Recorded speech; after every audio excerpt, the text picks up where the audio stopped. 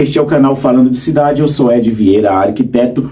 No vídeo de hoje nós vamos falar um pouco, continuando a nossa série O Arquiteto Recomenda, sobre as diferenças entre porcelanatos externo e interno. Tipos de porcelanatos variam de acordo com o acabamento que recebem. Eles podem ser polidos ou eles podem ser acetinados. Afinal de contas, quais destes tipos de porcelanatos são os melhores para áreas externas e quais são os melhores para áreas internas? O polido, ele recebe uma camada de polimento durante a fabricação. É resistente a riscos, mas não é antiderrapante. Eu, particularmente, não gosto de recomendar este tipo de porcelanato para o piso, não somente por causa da sua dureza, da sua resistência, porque ele tem uma boa resistência, mas sim porque aparenta muito a sujeira. Inclusive, eu tenho um vídeo no canal que fala um pouco sobre porcelanatos. Eu vou deixar aqui o link na descrição deste vídeo para você, depois que assistir este, acompanhar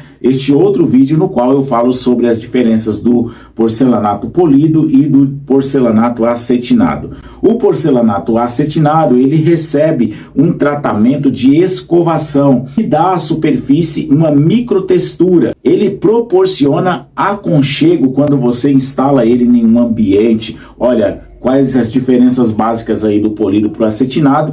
Eu sempre recomendo o acetinado no piso, justamente por ele ter esta microtextura e ele se tornar um piso aí um pouco antiderrapante. Não é totalmente antiderrapante, porque ele não chega a ser áspero, ele tem apenas aquelas microtexturas que dá um ar diferente àquele tipo de piso, aquele tipo de acabamento. Nós temos o tipo de porcelanato esmaltado. O porcelanato esmaltado, ele recebe uma camada de esmalte que pode ser brilhoso ou não, sendo mais resistente às manchas. É um tipo de porcelanato que eu recomendo para as áreas externas que sejam cobertas. Aquela área externa que é coberta, eu recomendo esse tipo de porcelanato, que ele pode ser esmaltado, ele pode ter ali também uma microtextura, ele pode ser polido ou ele pode ser acetinado, e ele tem uma resistência maior às manchas devido à sua aplicação do esmalte. E nós temos os porcelanatos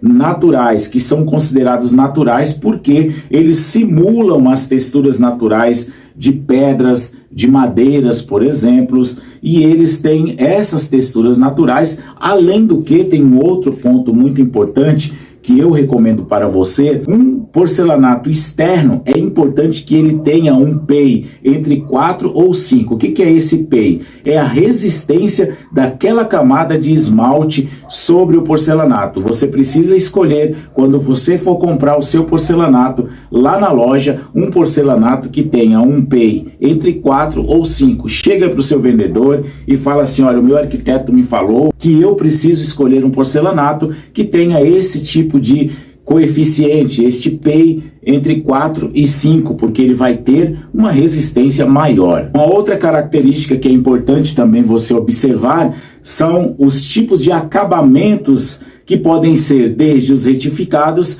que é o de borda reta, até o bold, que não tem aquela borda reta. O que tem a borda reta, você pode fazer ele um acabamento da junta, sabe aquela parte do rejuntamento? Bem próximo, até a junta seca. No caso do bold, você tem que deixar a junta um pouco maior, o que vai trazer para este porcelanato uma diferença no visual. Quando você olha um porcelanato reto, retificado, você vai ver que este tipo de porcelanato borda reta, olhando de longe, aparenta ser uma única peça. E os bold, quando você olha de longe, você percebe ali as juntas de dilatação, o rejuntamento e as várias peças separadas de cada um dos porcelanatos. Galera, este foi o vídeo de hoje, um vídeo rápido no qual eu falei sobre os porcelanatos para a área externa e para a área interna.